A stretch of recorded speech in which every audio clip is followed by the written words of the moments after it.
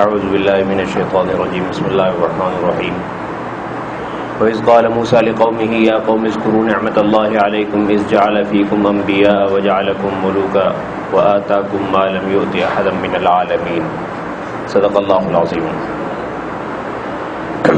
نبی علیہ الصلوۃ والسلام کے دور میں جو اہل کتاب تھے وہ روڑے اٹکاتے تھے، رسول اللہ صلی اللہ علیہ وسلم کی ساری محنت کے خلاف پانی پھیرنے کی کوشش کیا کرتے تھے، تو انہیں کہا جا رہا ہے کہ یہ فترت کے زمانے کے بعد اللہ تعالیٰ نے آخری رسول دیے، ان کی قدر کریں، اور حوالہ دیا جا رہا ہے کہ تم نے موسیٰ علیہ السلام کے دور میں بھی گڑبڑ کی تھی تو اللہ تعالیٰ کی پکڑ میں آ گئے تھے۔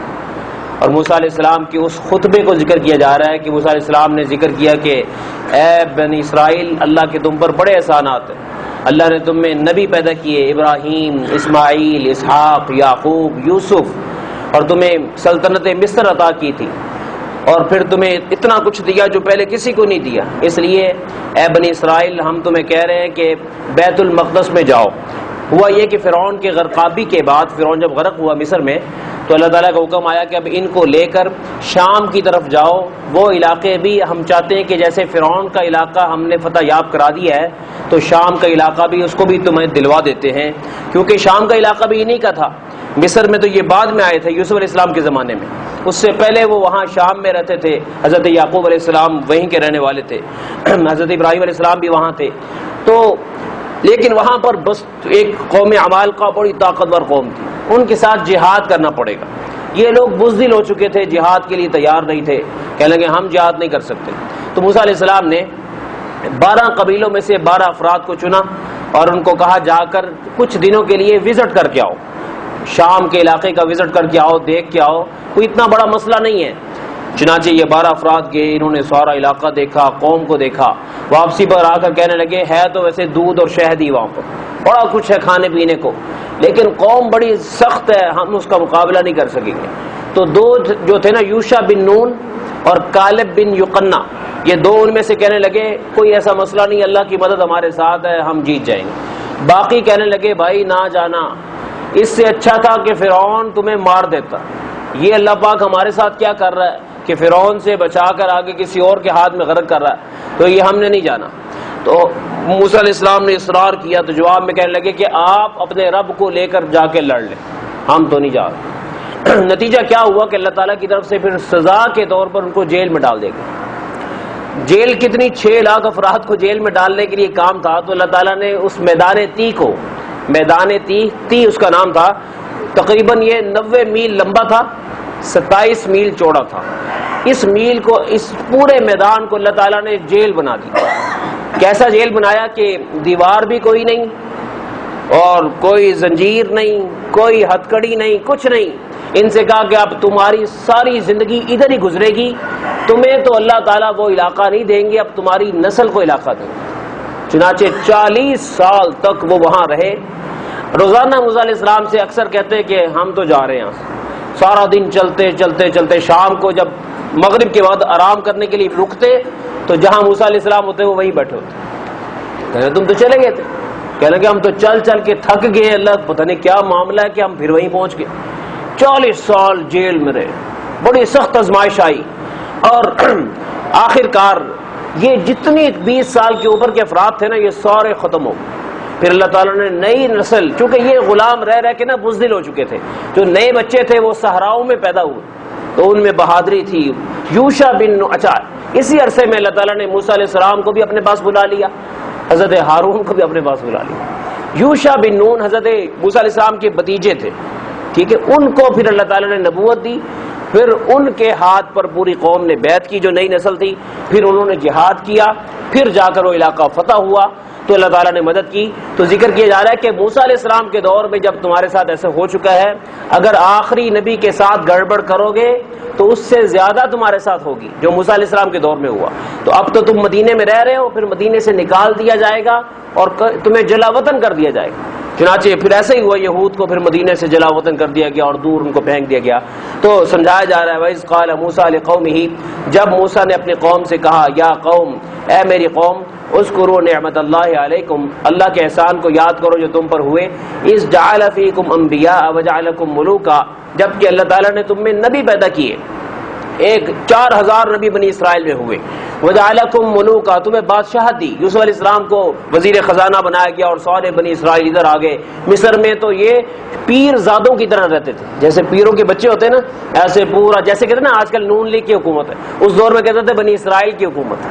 تو بنی اسرائیل بڑے ان کا نام تھا. فما وآتاکم ما لم یؤت احدا من العالمین، اور تمہیں وہ کچھ دیا جو جہان میں کسی کو نہیں دیا.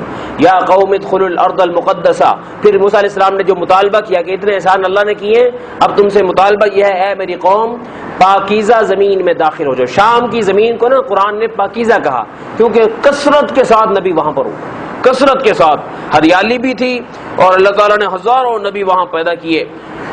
یہی وجہ ہے کہ بیت المقدس میں نبی علیہ السلام کو لے جایا گیا اور شام کا علاقہ بھی دکھایا گیا اور آپ علیہ السلام نے نماز کی امامت بھی کرائی. 1.25 لاکھ نبیوں کی مثالی اجسام وہاں پر اکٹھے کیے گئے، سب نے نماز بھی پڑھی نبی علیہ السلام کے پیچھے. تو فرمایا کہ اے میری قوم اس پاکیزہ زمین میں داخل ہو جاؤ التی کتب اللہ لکم، جو اللہ نے تمہارے لیے مقرر کر دی ہے، تمہیں ملنی ہے، یعنی فتح تمہارا مقدر بنے گی. ولا ترتدوا علی ادبارکم فتنقلبوا خاسرین، اور پیچھے نہ ہٹنا ورنہ نقصان میں چلے جاؤ گے. قالوا، کہنے لگے یا موسیٰ ان فیہا قوما جبارین، اے موسیٰ وہاں تو ایک زبردست قوم ہے. وَإِنَّا لَن نَدْخُلَهَا، ان کا نام اعمال کا کتابوں میں اعمال کا لکھا ہوا ہے. وَإِنَّا لَن نَدْخُلَهَا حَتَّى يَخْرُجُوا مِنْهَا، ہم تو وہاں ہرگز نہیں جائیں گے یہاں تک کہ وہ نکل جائیں، وہ خود چلے جائیں پھر ہم وہاں جائیں گے. فَإِن يَخْرُجُوا مِنْهَا فَإِنَّا دَاخِلُونَ، اگر وہ وہاں سے نکل جائیں تو ہم وہاں داخل ہو جائیں گے. قَالَ رَجُلَانِ مِنَ الَّذِينَ يَخَافُونَ أَنْعَمَ اللَّهُ عَلَيْهِمْ ادْخُلُوا عَلَيْهِمُ الْبَابَ، ان دو آدمیوں نے کہا جو اللہ سے ڈرتے تھے، اللہ نے ان پر انعام کیا ہوا تھا کہ دوائی دروازے میں داخل ہو جاؤ، تمہارا کام اتنا ہے. فَإِذَا دَخَلْتُمُوهُ، جب تم داخل ہوگے، فَإِنَّكُمْ غَالِبُونَ، فتح تمہارا مقدر بنے گی، تم غالب آ جاؤ گے. اور رہا مسئلہ طاقت کا، وَعَلَى اللَّهِ فَتَوَكَّلُوا إِن كُنتُم مُؤْمِنِينَ، اللہ پر بھروسہ کرو اگر تم مومن ہو. ایمان ایک عجیب طاقت ہے. ربی بن عامر ہمارے صحابی ہیں نبی علیہ السلام کے، یہ رستم کے دربار میں گئے نا تو وہ اس تخت کے اوپر بیٹھا ہوا تھا، بڑا اونچا تخت تھا. اب یہ جب گئے نا تو ان کے کپڑے پھٹے ہوئے تھے، ہیں جی، ان کی تلوار میں پھٹا ہوا جو ہے ٹاٹ لگا ہوا تھا، پرانی زنگ والی تلوار تھی.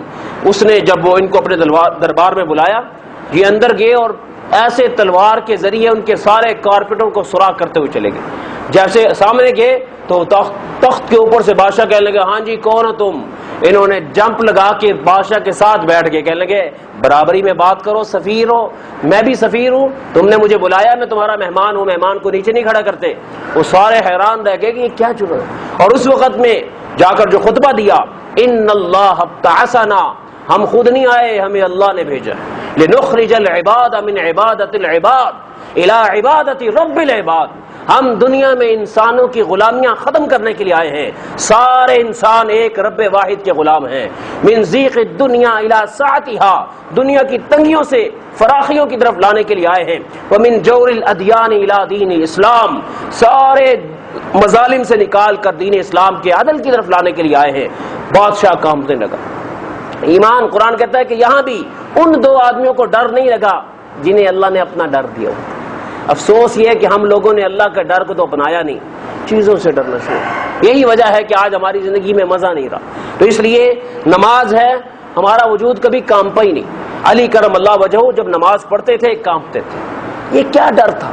میرے دل میں وہ خوف کیوں نہیں آتا؟ اللہ کی عظمت اتنی مجھے نصیب کیوں نہیں ہے؟ مجھے سجدے کا سرور کیوں نہیں آتا؟ تو اس لیے ہمیں جائزہ لینا چاہیے. یہ کوئی بہادری نہیں ہے کہ مسجد میں آئے اور بندے کے دل پہ کیفیت میں فرق ہی نہ آئے. امام زین العابدین مسجد میں آتے ہیں، دل کی دھڑکن میں فرق آ جاتا ہے. حضرت علی آتے ہیں، دل کی دھڑکن میں فرق آتا ہے، اور ہم آتے ہیں ہمیں پتہ ہی نہیں ہوتا ہم کہاں آئے. تو اس لیے فرمایا اللہ کا ڈر جن کو ملا ہوا تھا انہوں نے کہا کہ کوئی فکر کی بات نہیں، جیسے تم جاؤ گے اللہ تمہیں غالب کر دے گا.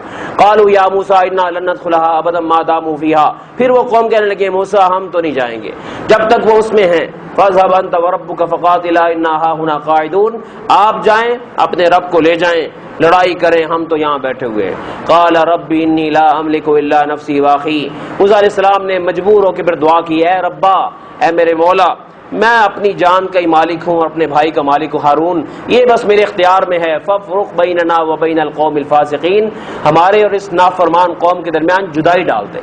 گویا کہ خود دعا کر رہے کہ یا اللہ ہمیں اٹھا لے، ہم اس کے اندر نہیں رہنا چاہتے. تو اللہ تعالیٰ نے پھر ان کو اسی عرصے میں اٹھا لیا اور فرمایا قال فإنها محرمة علیہم 40 سنہ، 40 سال تک یہ ہم ان کو یہ حرام رکھیں گے، اب وہ اگلا علاقہ ان کو نہیں دیں گے. یتیہون فی الارض، زمین میں گھومتے پھرتے رہیں گے، سرگرداں رہیں گے. فلا تأس علی القوم الفاسقین، نافرمان قوم پر آپ نے افسوس نہیں کرنا، کیونکہ جو نافرمان بندہ اللہ کی پکڑ تو آیا کرتی. تو ہمیں سنایا جا رہا ہے کہ یاد رکھو اللہ تعالیٰ اس کا ساتھ دیتے ہیں جو اللہ تعالیٰ کی مانتا ہے. اللہ تعالیٰ کے ہاں حسب نہیں چلتا، نسب نہیں چلتا. اس لیے اپنی زندگی میں اطاعت پیدا کرو، وگرنہ بنے ہوئے کام خراب ہو جاتے.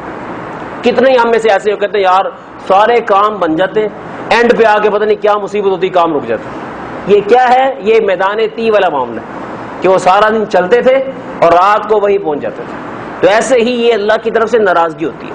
تو اس کا آسان حل روزانہ کی 2 رکعت توبہ سونے سے پہلے، یا اللہ معاف کر دے، یا اللہ معاف کر دے، غلطیوں کو معاف کر دے، اور اپنی طرف سے بھی پوری امت کی طرف سے معافی مانگے. پھر دیکھیں قرآن میں آتا ہے لولا تستغفرون اللہ لعلکم ترحمون، فرمایا اللہ سے معافی مانگو، اللہ تم پہ رحم کرتے.